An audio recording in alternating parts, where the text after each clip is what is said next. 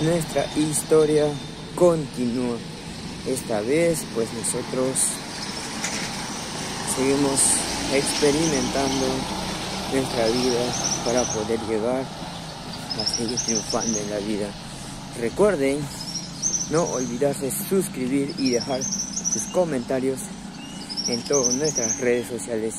Ya muy pronto en los nuevos videos, innovando en el tema de cultura. Esta vez nosotros necesitamos esperar el carro que nos movilizará exactamente a las 6 de la mañana.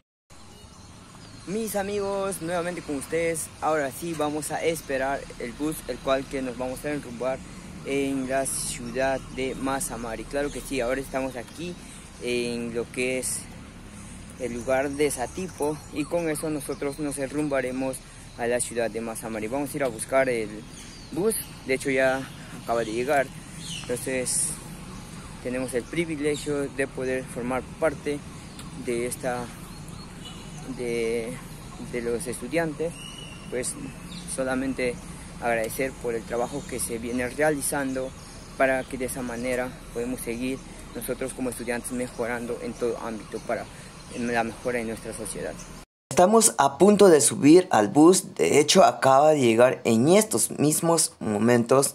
Justamente aquí están todos mis compañeros con lo que nos movilizaremos a la filial exactamente de Masa Mari. Nosotros nos encontramos en la ciudad de Satipo. Esto es nuestro primer día de regresando a clase. Claro que sí, mis amigos y compañeros que lo van a ver esta publicación, este video en todas nuestras redes sociales, comentar y también compartir para que se animen los futuros familiares que también van a formar parte de esta gran oportunidad.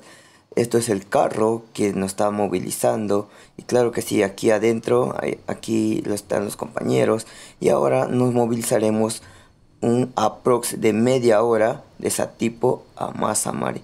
Claro que sí, este tiempo pues nos lleva para que nosotros podemos tomar este camino. No es muy fácil llegamos y a veces es un poco difícil, ¿no? Por ejemplo, en estos mismos momentos la cantidad de los compañeros, a veces pues este carro cuenta con la puerta. Saluden. Entonces, eso es lo que nos dificulta casi la mayoría, ¿no? Para poder salir. Sin embargo, no todo fue muy bueno. Lo importante es que nosotros al menos hemos tenido esta gran oportunidad para poder movilizarnos.